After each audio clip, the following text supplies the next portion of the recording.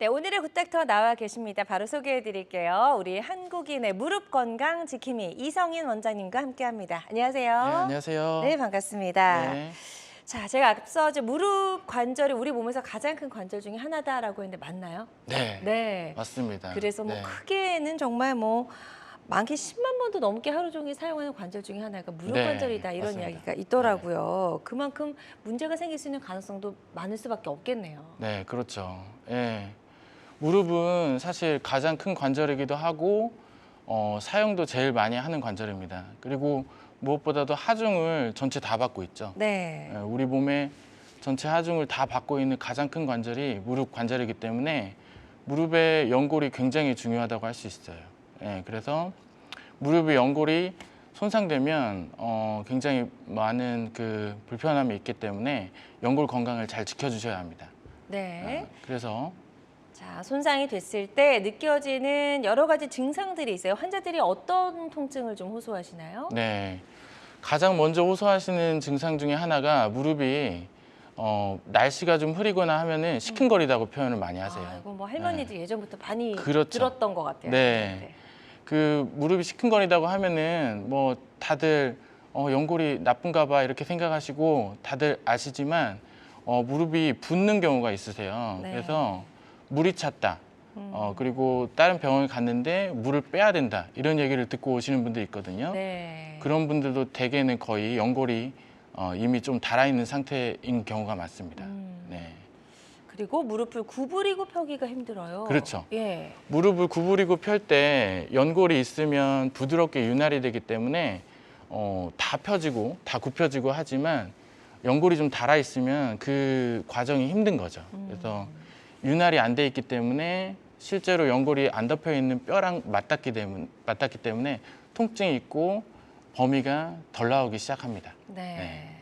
자, 그리고 구부리거나 쪼그릴 때 통증이 있고 앉았다 일어날 때 소리가 나요. 이건 또 왜 그런 건가요? 네, 앉았다 일어날 때는 보통 이 무릎 관절을 보여드리면 설명드리면 이 앞부분에 있는 대퇴골 앞부분에 있는 활차구라고 하는데 연골이 많이 손상되는 경우가 많으세요. 그래서 네네. 굽혔다 폈다 하면서 소리도 나고 약간 뭐 비닐 같은 걸 문지르는 느낌? 이렇게 표현하시는 분들이 많은데 꺼끌꺼끌합니다. 네. 그리고 실제로 진찰해 보면 이렇게 굽혀 보면은 만져질 수가 있어요. 울퉁불퉁한 연골 손상 부위를 네. 만질 수가 있습니다. 네. 그렇군요. 그래서 무릎의 연골이 손상됐을 때 통증과 함께 이렇게 다양한 증상들을 환자들이 호소한다라고 설명을 해주셨는데요. 이런 증상들이 있을 때 이제 병원에 가봐야 되잖아요. 병원에 네, 가게 맞습니다. 되면 네. 어떤 검사들을 가장 먼저 하게 되나요? 가장 먼저 하는 검사는 당연히 정형외과는 가장 좋아하는 엑스레이죠. 네, 맞아요. 뼈 엑스레이는 사진. 뭐 무조건 찍어야 됩니다. 네. 자, 네. 엑스레이를 찍어서 우리가 알 수 있는 부분들이 있잖아요. 네. 엑스레이는 정형외과에서 뭐 가면은 무조건 찍지 않습니까? 거의. 그러니까 제일 처음에는 진찰을 먼저 해보겠죠. 그래서 만져보고 무릎 어디 불편해서 이렇게 물어보고 그다음에 이제 진료실 나가시면 바로 엑스레이실로 맞아요. 갑니다. 네. 네. 그러면 가장 먼저 엑스레이실에서 누워서 찍을 것 같은데 그렇지 않아요. 서서 찍거든요. 무릎은 특히 서서 찍는 분들이 많아요. 네. 그래서 서서 찍게 되면 당연히 위에 있는 대퇴골이랑 아래에 있는 정강이 뼈가 붙어서 나올 것 같은데 엑스레이상에서는 저렇게 떠서 보이거든요. 네. 근데 그 이유가 바로 연골이 있어서 그래요. 네. 연골이 대퇴골에도 있고 경골에도 있고 그다음에 사이는 저 빨간색으로 표시되어 있는 연골판이라는 게 있어서 그것 때문에 엑스레이를 서서 찍지만 저렇게 간격이 떠 있는 것처럼 보입니다. 네. 그런데 이게 만약에 붙어 있다 그러면 연골이 많이 닳아 있겠구나 이렇게 의사가 판단하게 되죠. 네. 그래서 이제 추가적으로 하는 검사가 바로 MRI 검사죠. 그렇죠. 예. 네. MRI 검사를 통해서도 알 수 있는 부분들 설명 좀 해주시죠. 네. MRI 검사는 뭐 근골격계에서는 가장 중요한 검사에 해당하는데 무릎도 마찬가지입니다. 무릎의 안쪽 연골 상태를 전반적으로 다 확인할 수가 있습니다. 그래서 무릎이 연골 자체가 전체가 다 덮여 있기 때문에 그 부분이 어느 부분이 결손이 있는지 그리고 결손이 얼마나 두께가 많이 닳아져 있는지 이런 걸 네. 다 확인할 수가 있고요. 많이 닳아 있는 경우에는 지금 그림에서 보시는 것 같이 뼈에 이미 멍이 이렇게 하얗게 들어있는 모습이 보이는 경우도 있고 골괴사가 보이는 경우도 있어요. 그래서 네. 꼭 확인을 해야 되는 검사라고 보시면 됩니다. 그리고 네. 동반되어 있는 연골판 손상이나 인대 손상도 같이 확인할 수 있기 때문에 가장 정확한 검사라고 보시면 될 것 같습니다. 네. 그리고 또 요즘 이제 많이 사용되는 게 바로 이제 내시경이잖아요. 네. 그래서 무릎 연골도 내시경으로 그 안을 좀 들여다 볼 수가 있나요? 그렇죠. 네. 사실 뭐 우리가 위내시경이나 대장내시경이나 이런 건 수술이라고 하지 않지 않습니까? 그렇죠. 그런데 무릎 관절에 이제 내시경을 넣는다는 거는 사실은 뭐 검사 목적으로 하는 것도 있지만 수술입니다, 일종의. 예, 보통 하반신 마취를 해서 들여다 보게 되는데요. 이거는 이제 수술할 때 찍은 장면들입니다. 그래서 네. 첫 번째 왼쪽 상단 사진 보시면 탐촉자라고 하는 걸로 이렇게 살짝 연골을 이렇게 살짝 만져보고 있는 장면이에요. 근데 굉장히 탄력적이면서도 약간 스펀지처럼 물을 머금을 수도 있고 그리고 젊으신 분이라서 굉장히 두껍게 이렇게 전체적으로 다 있는 하얀색 그 관절 연골을 볼 수가 있습니다. 그런데 이제 오른쪽으로 갈수록 점점 약간씩 푸석푸석해지고 좀 너플너플해진 연골을 볼 수가 있는데 이게 나이가 드시면서 연골이 조금씩 닳고 있는 모습입니다. 그래서 아래쪽으로 내려오시게 되면 연골 활차군데 아까 말씀드렸던 여기 앞부분인데요. 여기가 지금 점점 닳고 있으시죠. 그래서 이제 증상을 조금씩 느끼고 내원하시는 경우가 많습니다. 그래서 그거를 나중에 좀 방치된 상태로 가면 5번째와 6번째처럼 연골이 아예 탈락돼서 연골 밑에 있는 뼈가 노출되어 있는 모습을 볼 수가 있습니다. 네. 좋습니다. 이렇게 연골이 손상이 된 부분을 우리가 내시경으로 이제 수술하는 과정에서 내시경으로 찾아볼 수도 있다라는 말씀 해주셨고, 그런데 연골은 스스로 재생이 되지 않는 조직으로 알고 네, 있거든요. 맞습니다. 그렇기 때문에 한번 네. 손상이 되면 스스로 낫질 않아서 반드시 치료가 필요한데 연골이 손상됐다고 해서 반드시 수술을 하는 건 아니죠. 네, 어떤가요? 그렇습니다. 연골이 손상되는 경우는 사실 굉장히 흔하다고 할 수 있어요. 연골이 손상되는 그 정도가 차이가 있어서 그렇지 조그만 손상 같은 경우는 뭐 MRI 찍으면서도 자주 보여지고 환자분한테도 설명드리는 경우 많고 연골이 내가 연골 괜찮은 줄 알았는데 연골이 막 어떻게 하지? 막 이렇게 큰일 난 정도의 상황까지는 아니세요. 그래서 네. 연골이 만약에 손상이 정도가 적다면 가장 먼저 하는 치료는 약물 치료입니다. 약물 치료는 진통소염제라고 알고 계시는 그 정형외과 약을 쓰는 거고요. 그리고 물리치료, 그리고 운동치료 이런 걸로 먼저 해보시고 그것도 잘 안 되는 경우도 많이 있기 때문에 가장 흔히 우리가 접하는 게 연골 주사입니다. 히알루론산이나 아니면 PN이라고 하는 성분의 주사를 많이 사용하고 있고 뭐 이거 일주일 간격으로 여러 번씩 맞으시는 분도 있고 이걸로 해서 좋아지시는 분들도 많이 있습니다. 사실 연골이 좀 안 좋다고 해도 꼭 수술을 하지는 않으시고 이렇게 잘 치료가 되시는 분들도 많이 있습니다. 네. 네. 그리고 네. 이어서 설명드리면 네. 스테로이드 주사를 굉장히 예전에는 많이 쓰셨어요. 그리고 뭐 저도 어쩔 수 없을 때는 쓰긴 합니다만 주사 치료 중에서 굉장히 강력하고 증상은 많이 좋아지게 할 수 있지만 장기적으로 사용하게 되면 연골이 오히려 약간 더 녹는다고 하죠. 그래서 더 얇아지는 경우가 있고 의존성이 생기기 때문에 뭐 전신적으로도 문제가 있고 이제 제한적으로 사용을 해야 되는 겁니다. 네. 자, 이런 보존 치료에서 이제 넘어가서 조금 더 적극적으로 치료하게 되면 이제 시술적인 방법들이 있잖아요. 그렇죠. 네. 시술적인 방법도 좀 설명 들어볼게요. 네. 그래서 예전 같은 경우는 이 보존적 치료 실패하면은 당연히 이제 환자분 너무 아파요. 뭘 해주세요 하면 수술적 치료밖에 없었거든요. 네. 근데 요새는 시술이라고 제가 이렇게 한때 카테고리를 만들었지만 요게 생긴 지가 얼마 안 됐지만 이걸 많이 하고 있습니다, 사실. 네. 그래서 본인의 자가 골수를 농축해서 그거를 무릎 관절각 내에 주사하는 그런 방법을 많이 사용하고 있는데 이게 상당히 수술로 넘어가기 전에 선택해 볼 수 있는 좋은 치료 옵션이라고 생각할 수 있습니다. 네. 그리고 이제 그래도 안 될 경우에 네. 이제 수술의 단계로 가는 그렇죠. 거고. 수술 방법도 굉장히 다양하네요. 네. 다양한 것처럼 보이지만 사실 예전부터 연골이 닳아져 있으면 수술을 할 수 있는 건 당연히 연골재생술입니다. 네. 연골재생술은 지금 아래 나와 있는 것처럼 근육연골 절골술과 같이 하는 경우가 좀 많습니다. 왜냐하면 나이가 드셔가지고 연골이 닳게 되면 거의 내측으로 연골이 닳게 되는데 그런 경우에 O자로 휜 다리가 굉장히 많이 발견되거든요. 그런 경우에 연골을 재생을 하려고 열심히 치료를 해도 축 자체가 틀어져 있기 때문에 이렇게 네. 내반되어 있는 변형을 그대로 두는 경우에는 효과가 좀 떨어지는 경우가 있어서 절골술을 같이 하는 경우가 굉장히 많습니다. 네. 네. 그리고 이제 마지막으로 해볼 그렇죠. 수 있는 게 인공관절. 네. 그리고 치료까지. 그 정도가 이제 아니다고 판단되면 연세도 65세 이상이거나 이미 그 연골 상태가 많이 안 좋은 경우엔 당연히 가장 좋은 치료인 인공관절술을 해볼 수 있겠습니다. 네.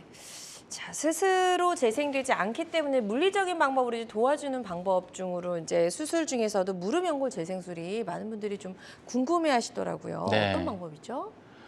무릎 연골 재생술은 가장 기본적으로 예전부터 해왔던 거는 미세 천공술이라고 하는 골수에 자극을 주는 것으로 저절로 연골이 생성되게 하는 아주 간단한 수술입니다. 네. 사실 굉장히 오래되었고요. 이게 좋은 수술이고 현재도 많이 사용되어지고 있는 수술이긴 합니다. 그리고 작은 병변 때는 항상 먼저 생각해야 되는 가장 기본적인 수술이라고 보시면 되는데요. 보통 2.5 제곱센티미터 정도보다 작은 경우에는 그냥 골수를 자극시키는 그 정도만으로도 매우 호전되기 때문에 2.5cm 정도면 10원짜리 동전 크기 정도밖에 안 돼요. 예. 그 정도 크기는 사실 충분히 커버가 됩니다. 이렇게 안쪽에서 그 혈전이 생성되면서 그게 저절로 연골로 대체가 됩니다. 네. 시간이 좀 흐르면. 그런데 그 연골이 그 우리가 태어났을 때 가지고 있는 유리연골이라고 하는 성분이 아니고 섬유연골이라고 해서 약간 다른 연골로 대체되는 그게 좀 한계점이 있고요. 그래서 이거를 좀 더 큰 병변에도 사용할 수 있거나 아니면 연골의 질을 좀 올리기 위해서 콜라겐으로 된 보강제나 아니면 생물학적 제제들이 요새 많이 개발돼서 사용되고 있습니다. 네. 자, 이 섬유연골로 재생되는 데는 좀 한계가 있다라고 좀 말씀을 해주셨는데 그 부분은 조금 더 자세하게 설명을 들어볼게요. 네. 일단 우리가 신체에서 그냥 살펴볼 수 있는 모든 관절, 뭐 손가락도 그렇고 무릎도 그렇고 고관절도 그렇고 작은 관절, 큰 관절 모두 덮여 있는 연골은 유리연골이라고 하는 연골로 덮여 있습니다.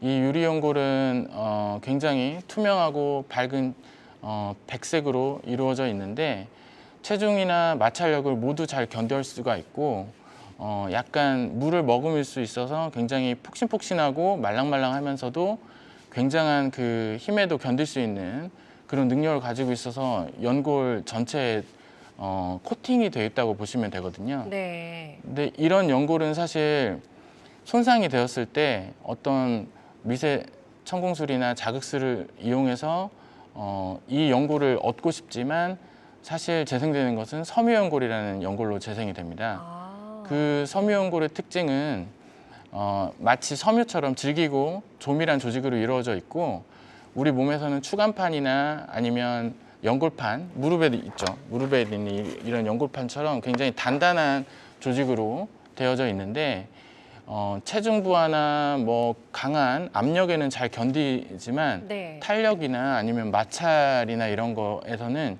유리연골을 대체하기는 좀 어렵습니다. 그렇군요. 그래서 네, 차이가 있다고 볼 수 있습니다. 네, 좋습니다. 네. 그래서 닳아버린 연골이 스스로 좀 재생이 될 수 있게끔 도와주는 방법으로 무릎 연골 재생술에 대해서 설명을 좀 들어봤고요. 환자들마다 치료 효과는 조금씩 다를 수가 있겠습니다. 또 어떤 치료든 치료 방법을 결정하기 전에 반드시 신중을 기해한다는 점 꼭 기억해 주시길 바랍니다. 저희 이성희 원장님과 무릎 나이를 되돌리는 방법 알아보고 있습니다. 방송 보시면서 무릎 관절과 관련된 여러 가지 고민, 궁금증 있으시다면 상담 전화 주시면 좋을 것 같고요. 50대 여성분께서 전화를 주셨어요. 주부라고 하셨고요. 갱년기로 인해서 갑자기 살이 찌고 무릎도 좀 아프기 시작했습니다. 라고 사연을 남겨주셨고 최근에 아직 치료하신 이력은 없다라고 해주셨습니다. 네. 이럴 때 병원을 좀 빨리 가는 게 좋을까요? 어떨까요? 그렇죠. 뭐 주변에 정형외과는 굉장히 많고 좀 뭐 정형외과뿐만 아니라 그냥 통증을 다루는 클리닉들도 많기 때문에 뭐 저는 정형외과 의사이기 때문에 당연히 정형외과로 방문을 권고드리는데요. 일단 50세 여성분들은 굉장히 정형외과에서 많이 만나게 됩니다. 뭐 손목이 아픈 경우도 많고 네. 뭐 팔뚝이 아프다.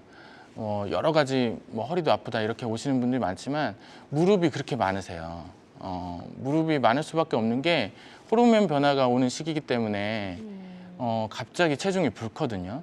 근데 무릎은 체중이 불면은 바로 표시가 나는 관절이기 때문에 평소에는 안 그랬는데 이제 무릎이 걷기가 힘들다는 분들이 굉장히 많습니다. 네. 네, 그렇다고 해서 살이 갑자기 빠지는 일도 없기 때문에 이런 경우에는 무릎이 살짝 아파도 빨리 방문하시는 게 좋습니다. 네. 사실 그래서 엑스레이를 먼저 찍어 보시고 또 진찰을 또 면밀하게 하셔가지고 무릎에 또 붓지는 않았는지 또 눌러봤을 때 압통이나 이런 거가 있는지 확인하셔가지고 정확한 치료를 받으셔야 돼요. 네, 좋습니다. 일단 치료 시기 놓치지 마시고요. 병원에 가셔서 적극적으로 한번 치료 받아보셨으면 좋겠고요. 또 다음 사연 살펴보도록 하겠습니다. 40대 남성분이십니다. 직장인이라고 하셨고 러닝머신에서 뛸 때 오른쪽 무릎이 시큰거리고 아픕니다. 라고 전화 주셨어요. 최근에 파스 좀 붙이려고 찜질 치료했는데 네. 그래도 좀 통증이 느껴지신 것 같아요. 그래서 전화 네. 주신 것 같거든요. 어떤 방법으로 치료를 좀 해야 될까요?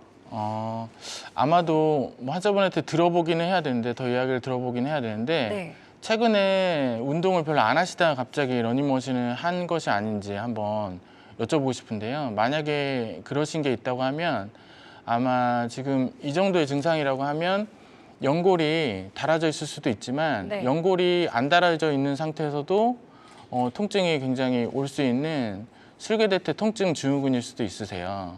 그래서 최근에 운동을 갑자기 늘린 것이라고 하면 그 운동이 자체가 본인의 근력보다 너무 초과하는 정도의 운동이라고 생각되기 때문에 약간 그 러닝머신 같은 거를 좀 줄여보시는 게 좋을 것 같고요.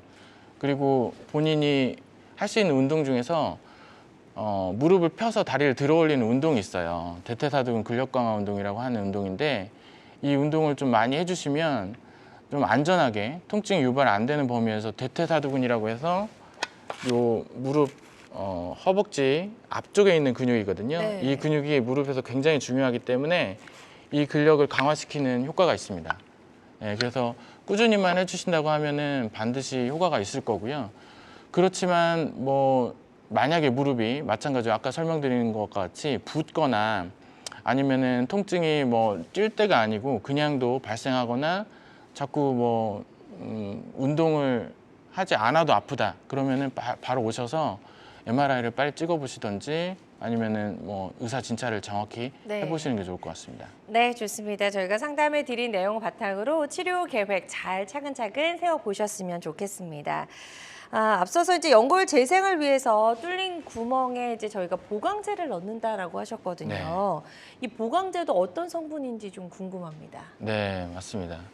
그 보강제가 굉장히 많은 종류가 있습니다. 그래서 뭐 환자분들도 궁금하셔서 진료실에서 물어보시는 분들도 많고 천공수만 하면은 되는 거 아니에요? 뭐 이런 것까지 뭐 해야 됩니까? 라고 물으시는 분들이 굉장히 많으세요. 그래서 네. 이제 자세한 설명을 뭐 드려드리는 경우가 많은데 일단 기본적으로 골수 재생술이 아까 말씀드린 것처럼 2.5cm 제곱센티미터보다 크면 아무리 구멍을 뚫어도 재생이 거의 안 됩니다. 재생이 그렇죠. 고생을 많이 하는 수술이긴 네. 한데 왜냐하면 이후에 목발을 좀 짚고 환자분이 좀 활동을 제한해야 되기 때문에 고생을 했는데도 나중에 관절경을 또 들어가서 보면 병변이 큰 경우에는 좀 실망스러운 결과가 많이 발견되거든요. 그래서 여러 가지 그 골수 재생술을 한 위치에 보강제를 쓰는데 가장 편하고 뭐 간편하게 예전부터 썼던 거는 콜라겐 성분으로 된 그러니까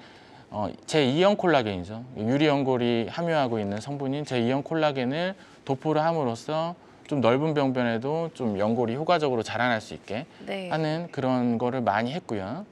그리고 좌측 하단에 보면 자가 연골 배양후 이식술이라고 되어 있는데 자가 연골을 한번 어디서 무릎이나 아니면 늑연골 같은 곳에서 채취를 합니다. 그래서 그거를 바로 이식할 수는 없고 그 연골 세포를 실험실에서 증폭을 시켜서 한 6주 정도 배양을 한 이후에 그 다음에 두 번째 수술로 안쪽에다 이렇게 잘 붙여줍니다. 그렇게 하게 되면은 사실 연골 이식술이라기보다는 연골 세포 이식술이라고 하는데 굉장히 좀 넓은 병변에도 많이 사용되어져 왔고 좋은 치료 결과를 보여줍니다. 그리고 줄기세포 이식술을 최근에는 굉장히 많이 하고 있는데요. 만약 그러니까 골수 자극술을 하면서 가장 넓은 범위를 커버할 수 있는 수술이라고 보시면 됩니다. 그래서 연골의 손상 정도도 크고 그리고 두께도 많이 이제 달아 있고 이런 상태에서 해볼 수 있는데 이때 줄기세포를 이용하시는 건데 이 줄기세포는 제대열에서 채취해서 그거를 따로 정제를 해서 수술을 하게 되면 약 48시간 정도밖에 사용을 못하기 때문에 그거를 가져와서 안에다가 주사로 이렇게 붙여주는 치료를 하게 됩니다. 네. 좋습니다. 연골 재생술도 굉장히 종류가 다양하다는 거 저희가 알 수가 있었는데요. 그래도 지금 이제 가장 많은 분들이 최근에 궁금해하시는 건 바로 줄기세포 이식술이 아닐까 싶거든요. 네, 맞습니다. 줄기세포 네. 이식술에 많은 분들이 관심을 갖는 이유가 있을 것 같은데요. 어떤 특징들이 있죠? 네, 일단 줄기세포는 저희 나라 분들이 굉장히 친숙한 그런 세포예요. 네. 사실 줄기세포 이슈가 좀 예전에 뭐 한 10년 전에 황우석 있었죠. 네, 그런 일이 있었기 때문에 환자분들이 줄기세포에 대한 인식이 다른 나라 분들보다 훨씬 많이 좀 인식이 잘 되어 있으신데요. 이 줄기세포가 만능세포는 아니지만 어떤 것을 생성해 줄 수 있는 능력이 굉장하다는 건 다들 알고 계십니다. 그래서 여러 질문을 주시는 분들이 많은데 줄기세포를 이식하게 될 때는 아까 전에 섬유연골로 재생된다고 했던 것보다는 훨씬 더 그 본인의 갖고 있는 유리연골로 재생되는 그런 경우가 훨씬 더 많고요. 수술이라는 거는 사실 미세천공술이랑 크게 다를 바가 없습니다. 그래서 미세천공술보다는 약간 더 그 드릴이 조금 두꺼운 드릴을 사용하게 되지만 절개 자체는 그렇게 크지는 않고요. 그리고 뭐 인공관절술이나 이런 거에 비해서는 수술 시간이 짧고 그리고 아까 말씀드렸듯이 연골의 손상이 굉장히 커도 충분히 사용할 수가 있으면서 또 연세가 많으셔도 아까 말씀드렸던 그냥 천공술만으로는 젊은 분한테는 효과가 좀 많지만 연세가 많은 분한테는 조금 효과가 떨어지는 경향이 있습니다. 근데 네. 이 줄기세포 이식술 같은 경우는 그런 분들한테도 사용할 수가 있고 또 휜다리 교정술, 그러니까 경골 절골술과 같이 하는 경우가 많기 때문에 구조적인 문제도 같이 개선할 수 있다는 장점이 있습니다. 네, 좋습니다. 줄기세포 이식술에 대해서 알아봤고요. 줄기세포 이식술은 다양한 무릎 통증 치료하는 치료법 중에 하나라는 점 말씀을 드리고요. 모든 치료는 정확한 진단 후 환자의 증상과 상태에 맞게 선택을 해야 된다는 점 꼭 기억해 주시길 바랍니다. 자, 줄기세포를 이식술로 할 수 있나요? 이런 이야기도 좀 이제 많이 하시던데 줄기세포를 어떻게 이식하는 건지 그 과정들을 많이 궁금해하시더라고요. 줄기세포 이식이요? 네.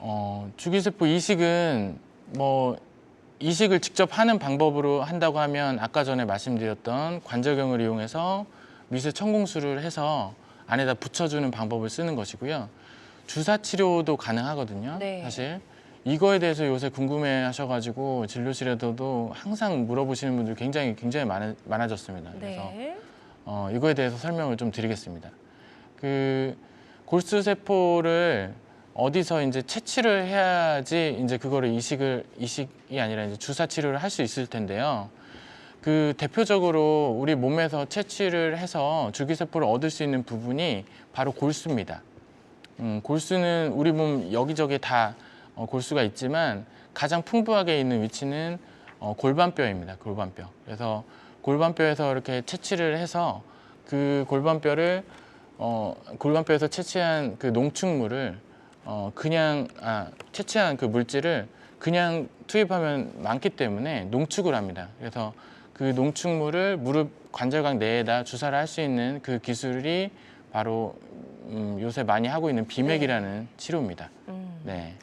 이 자기 골수면 자가 골수만 가능한가요? 아니면? 네, 맞습니다. 그러니까 골수 세포 같은 경우는 본인 게 아닌 경우에는 그 어디서 이렇게 랩에서 채취해가지고 제품화되어 있는 제품은 따로 지금 없습니다. 네. 그럴 정도로 뭐 그 풍부하지는 않아서 아까 전에 말씀드린 탯줄이나 이런 데 제대열에서는 그렇게 많이 따서 사용하지만 골수 같은 경우는 이제 본인 몸에서 직접 채취를 하는 겁니다. 그래서 그거에 대한 진행에 대해서 간략하게 설명드리면 본인 골수를 채취하는 그거는 장골능이라고 하는 그 부분에 약간 튀어나온 부분들이 있어요. 그래서 후상 장골극이라고 해서 뒷부분에 골반 뒷부분에 있는 톡 튀어나온 그 부분 또는 앞부분에 튀어나오는 전상 장골극이라고 하는 네. 그 부분에 국소 마취를 하고 그쪽 부분에 약간 관처럼 생긴 거를 꽂아 넣습니다. 네. 그렇게 할 때는 약간 불편해 하시는 분들도 있긴 한데 대개는 잘 견디시고요. 그 관을 통해서 약 60cc 정도 골수를 채집하게 되거든요. 그래서 그거를 하게 되면은 이제 환자분이 조금 불편한 상황은 끝납니다. 골수는 채취가 끝나고 그걸 키트에 넣고 원심 분리기를 돌려서 거기서 농축액을 약 한 5cc 정도 뽑아내게 됩니다. 그래서 그거를 환자분이 그 편안한 상태로 누워 계시거나 뭐 앉아 계실 때 무릎 관절강에다가 정확히 넣어주는 아주 간단한 수식이라고 보시면 됩니다. 네. 자, 이 줄기세포 주사 치료가 가지고 있는 특징까지 좀 간단하게 좀 짚어볼까요? 네. 줄기세포 주사 치료에 같은 경우는 일단 거부 반응이 없다는 걸 먼저 말씀드리고 싶은데 본인의 골수세포를 이용하기 때문에 그 면역 반응이 없다고 보시면 됩니다. 네. 그리고 약 30분 이내에 아까 말씀드린 대로 굉장히 네. 간단하게 시술이 끝나고 그리고 척추 마취나 다른 마취 없이 국소 마취로도 가능하면서 당일 바로 보행이 가능한 굉장히 빠른 처치라고 보시면 될 것 같습니다. 네. 자, 줄기세포 주사 치료는 다양한 무릎 통증 치료법 중에 하나라는 점 꼭 기억해 주시고요. 모든 치료는 정확한 진단 후에 환자의 증상과 상태에 맞게 합리적으로 적당하게 선택을 해야 된다는 점 꼭 기억해 주시길 바랍니다.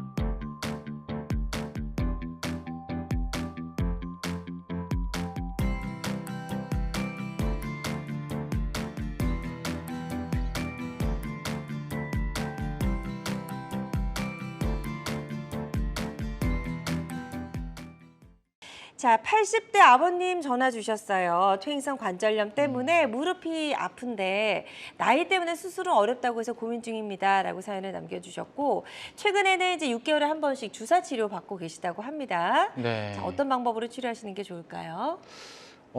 일단 연세가 80대시거든요. 80대시면 건강이 굉장히 뭐 환자분들마다 좀 다릅니다만 네. 인공관절을 하셔야 되는 연세 시기는 맞아요. 네. 제가 말씀드렸던 게 지금 연골 재생술을 쭉 말씀드렸지만 80대 같은 경우는 당연히 연골 재생술보다는 인공관절술을 하셔야 되거든요. 네. 근데 인공관절술을 하기에 병원을 가셨는데 수술 어렵다고 해서 고민이 되신다는 거는 기본적으로 내과적인 질환이 좀 있으신 모양이에요. 네. 근데 이런 분들 같은 경우는 인공관절을 못 하시게 되면 사실 굉장히 막막하시거든요. 그래서 한번 병원을 잘 방문을 하셔가지고 다른 내과적 질환이나 이런 거가 크지 않으면 아마도 수술이 가능한 병원이 있을 것 같습니다. 네. 그래서 인공관절술을 가장 제일 옵션으로 생각하시는 게 맞으실 것 같고요. 그리고 뭐 아까 전에 말씀드렸던 자가 골수세포의 주사 치료 같은 경우도 하실 수는 있으나 아주 많은 그 관절염이 이미 진행된 상태라고 하면 큰 기대는 또 못 하실 수도 있습니다. 네. 그렇군요. 그래서 적극적으로 한번 수술을 할 수 있는 방법을 찾아보시는 게 좋을 것 같다라고 말씀을 주셨으니까요. 이 부분 참고하셔서 치료 받으시는데 도움이 좀 되셨으면 좋겠습니다. 다음 또 상담 사연 살펴보도록 하겠습니다. 60대 여성분께서 전화를 주셨어요. 계단에서 넘어졌는데 무릎 연골이 찢어졌다고 합니다. 그래서 앉았다가 일어나기가 굉장히 힘들다라고 증상을 호소해 주셨고 네. 최근에 통증 완화 및 연골 영양 주사 치료를 받으셨던 모양이에요. 네. 그래도 이제 좀 크게 호전이 되지 않아서 전화 주신 것 같은데요. 어떤 방법으로 네. 치료하는 게 좋을까요? 60대 여성분들이 이렇게 다치면서 굉장히 나빠지는 경우가 많습니다. 그래서 그동안에 뭐 퇴행성이 있었을 수도 있고 없었을 수도 있을 것 같은데요. 60대시면은 어느 정도는 조금씩은 무릎이 퇴행성이 있으신 분들이 많거든요.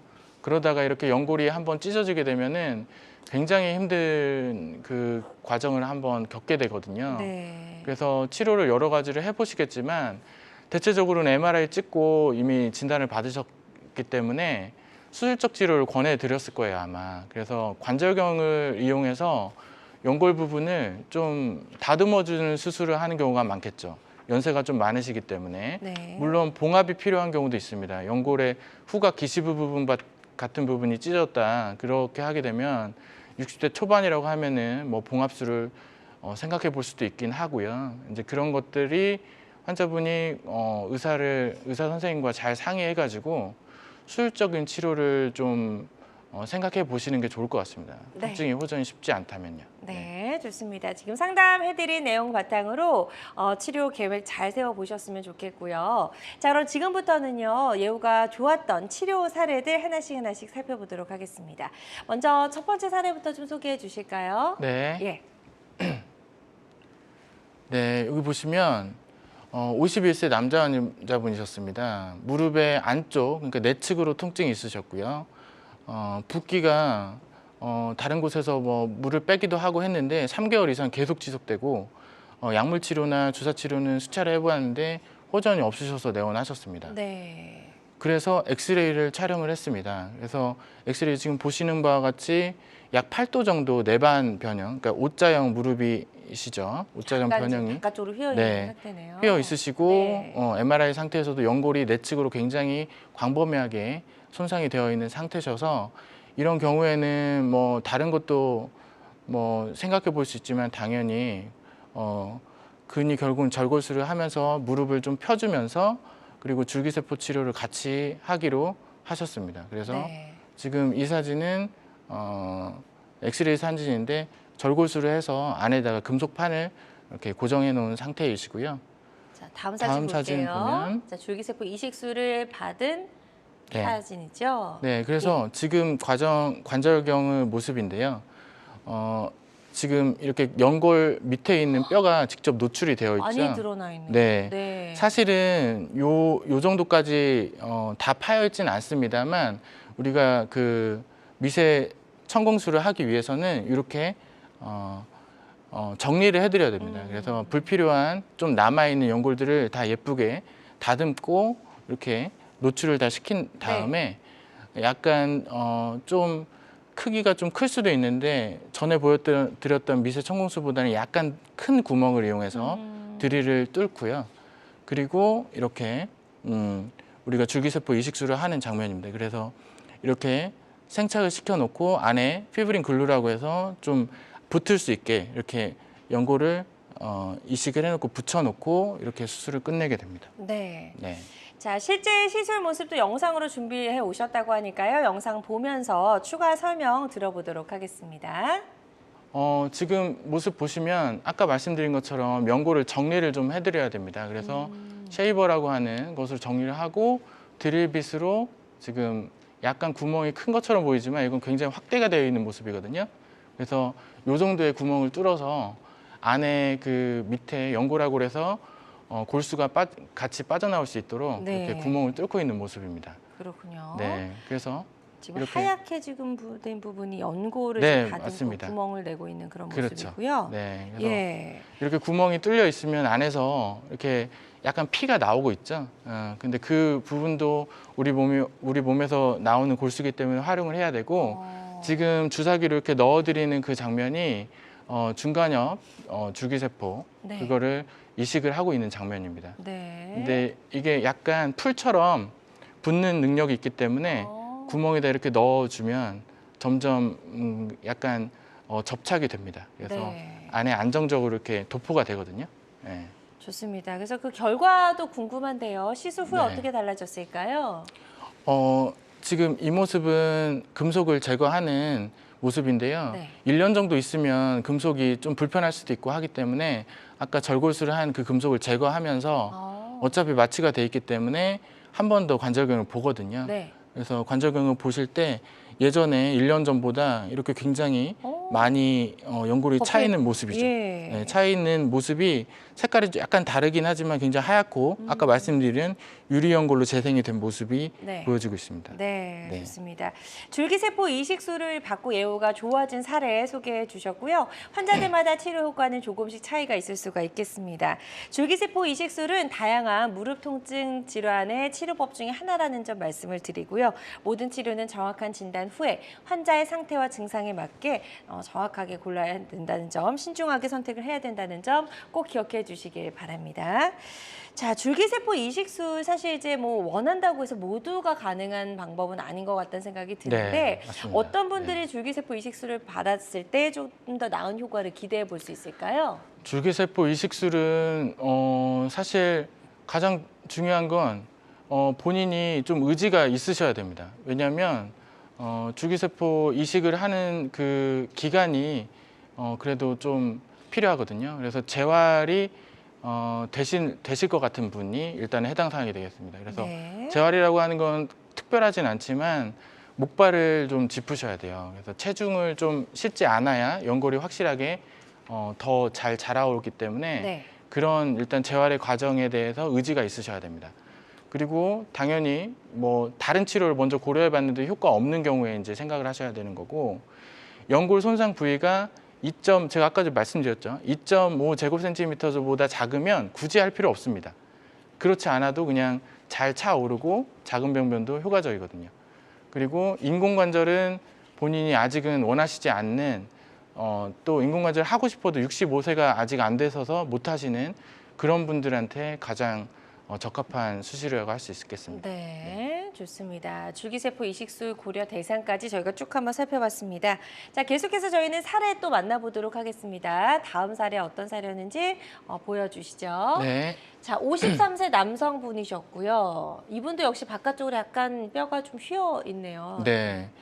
이분 같은 경우는 아까 그분보다도 훨씬 더 좀 보시면은 15도 정도 네. 내반이 되어 있고 굉장히 통증이 심하셨습니다. 뭐 원래부터도 양손 지팡이를 사용하셔서 다니시는 중증 파킨슨 병을 갖고 계신 환자분이셨는데 네. 이게 이루 말할 수 없을 정도로 통증이 너무 심해서 뭐 양쪽에 지팡이를 짚어도 걸으실 수가 없고, 타병원에서 이미 연골 주사도 맞고 여러 치료를 해봤는데 안 돼서 오셨었거든요.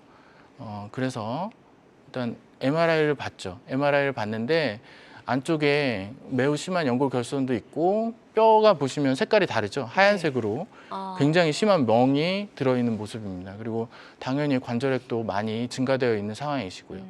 원래대로라고 하면 아까 전 그 경우와 마찬가지로 근육연골 절골수를 하고 연골 재생수, 이식수를 하는 게 바람직했지만 네. 환자분은 굉장히 휘청휘청하고 본인 몸을 잘 못 가누시는 분이기 때문에 재활이 어려울 것 같고 재골절이나 아니면은 골류합이 안 될 수 있는 상황도 고려해서 그래서 비맥 시술을 하게 됐습니다. 네. 자, 거동이 많이 불편하셨던 분인데 수술을 하고 시술을 하고 어떻게 달라졌는지 한번 볼게요. 네. 시술은 아까 말씀드린 것처럼 굉장히 간단한 시술이기 때문에 이렇게 환자분 몸에서 후상 장골구에서 잘 채취를 해서 깨끗하게 무릎에다가 관절각 내에 주사를 했고요. 네. 사실 많은 기대를 하진 않았습니다. 환자분이 워낙 통증이 심했고 차선책으로 선택했던 치료이기 때문에 네. 아주 많은 기대를 하진 않았지만 일주 이후에 이제 외래 방문하셔서 매우 좋아진 모습을 보여주셨고요. 네. 이게 뭐 그냥 시간 지나서 해결된 거는 아니고 계속 다른 치료도 해보고 연골 주사도 해보고 물도 계속 빼고 보고도 했는데 호전이 없었기 때문에 네. 확실히 줄기세포 주사 치료가 어느 정도는 이렇게 급성기 통증도 많이 완화시키고 통증을 개선시킬 수 있다는 그런 사례로 제가 꼽아봤습니다. 네, 줄기세포 주사 치료 사례 만나봤습니다. 환자들마다 치료과는 조금씩 차이가 있을 수가 있겠고요. 이 비맥 치료, 이제 줄기세포 주사 치료로 좀 더 나은 효과를 기대해 볼 수 있는 대상이 있다면 좀 알려주시죠. 네, 마찬가지로 뭐 비맥도 시술은 시술이기 때문에 그냥 그 전에 할 수 있는 보존적 치료를 먼저 고려를 하는 겁니다. 그래서 만약에 약물 치료나 운동 치료, 물리 치료 이런 거에 이제 효과가 없을 때 고려 대상이 될 거고요.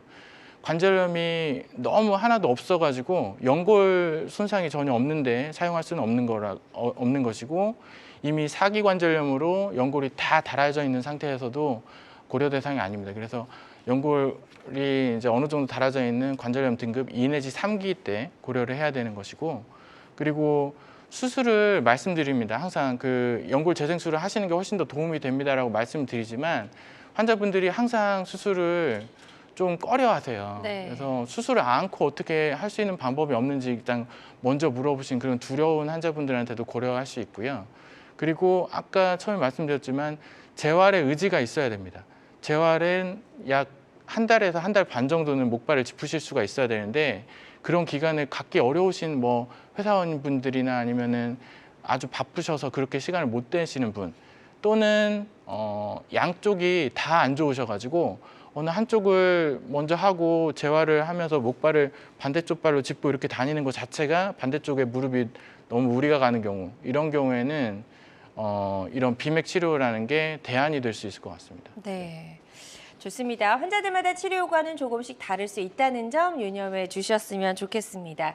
저희가 줄기세포 이제 이식술 그리고 주사 치료 이제 다른 방법으로 좀 살펴봤습니다. 네. 같으면서도 굉장히 좀 다른 부분들이 많은 것 네, 같은데요. 맞습니다. 네. 어떤 차이점이 있을까요?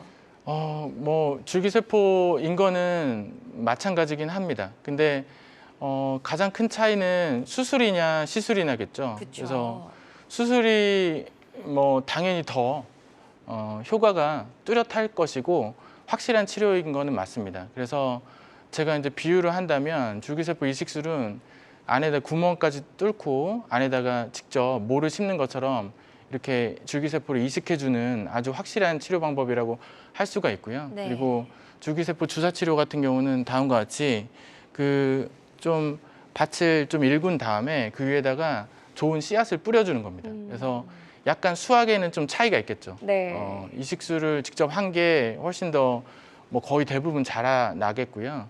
줄기세포 주사 치료 같은 경우는 약간 뭐랄까 어느 정도 한계는 있지만 통증이나 기능적인 측면에서는 매우 효과가 있을 것으로 기대를 해볼 수 있겠습니다. 네. 줄기세포 이식술 그리고 주사 치료까지 쭉 한번 비교해서 저희가 살펴봤습니다. 줄기세포 치료는요, 다양한 무릎 관절염 치료 방법 중에 하나라는 점 말씀을 드리고요. 모든 치료는 정확한 진단 후에 환자의 증상과 상태에 맞게 신중하게 선택을 해야 된다는 점 다시 한번 말씀을 드립니다. 자, 계속해서 저희 이성희 원장님과 함께하고 있습니다. 무릎 관절염을 치료하는 다양한 방법들 알아보고 있고요. 자, 70대 아버님 전화 주셨고요. 12년 전 욕실에서 미끄러지면서 왼쪽 무릎을 다쳤는데 이게 최근 들어서 시큰거리고 아픕니다 라고 하셨고, 네. 진통제 그리고 통증 주사 치료 받고 계시다고 하셨습니다. 네. 그래도 이제 호전이 없어서 전화 주신 것 같거든요. 네. 12년 전에 무릎을 다치셨을 때 일단 진단이 어떻게 됐는지는 정확하게 모르실 거예요, 아마. 그런 분들이 대부분이시거든요, 사실. 근데 지금 70대인데 무릎이 시큰거리고 아프다. 거의 대부분은 연골이 닳아져 있죠. 연골이 닳아져 있으신데 만약에 이제 내원을 하셔가지고 보면은 관절염의 등급을 볼 수가 있습니다. 그래서 3기거나 4기거나 이런 경우에는 적극적으로 좀 치료를 해드리는 게 좋아요. 왜냐하면 남성분이기 때문에 근력이 어느 정도 굉장히 여성분에 비해서 있으신 편인데도 이렇게 오랫동안 아프셨다는 얘기는 관절염이 좀 심하다는 얘기시거든요. 근데 지금 정도 70세 연세가 인공관절 뭐 또는 아까 말씀드렸듯이 그런 줄기세포 뭐 이식술이나 이런 거 하기에 적합한 연령대인 건 맞습니다. 네. 특히 이제 인공관절술을 하기 가장 적합한 연령대시죠. 그래서 아픈 거가 지금 진통제나 통증 주사로 잘 해결이 안 된다고 하면 매우 뛰어난 치료인 인공관절술이 있기 때문에 그 의사 선생님과 잘 상담을 하셔서 좋은 치료 방법을 결정하시는 게 좋을 것 같습니다. 네, 좋습니다. 자, 상담해드린 내용 바탕으로 치료 받으시는데 도움이 되셨으면 좋겠고요. 또 다음 전화 상담 접수 사연 만나보도록 하겠습니다. 70대 아버님이시고요. 무릎이 아픈데 주사 대신에 줄기세포 치료를 받을 수 있는지 궁금합니다. 라고 사연 남겨주셨고 6개월마다 주사 치료를 받고 계시다고 하셨어요. 네. 그 6개월마다라고 하는 걸 보면 이제 당연히 연골 주사겠죠. 그 히알루론산일 것 같고요. 이 치료를 가장 먼저 해보는 건 맞습니다. 이 치료가 가장 기본 치료거든요, 연골 손상에. 그런데 줄기세포 치료는 당연히 받으실 수가 있어요. 그래서 70대신 상태도 70대 초반일 수도 있고 후반일 수도 있긴 한데 70대 초반이신 경우에 본인이 상당히 아프신데 인공관절 하기에는 좀 적합하지 않을 정도로 연골은 좀 많이 남아있는 경우에는 줄기세포 이식술을 합니다. 네, 물론 절골술을 같이 하실 수도 있고요.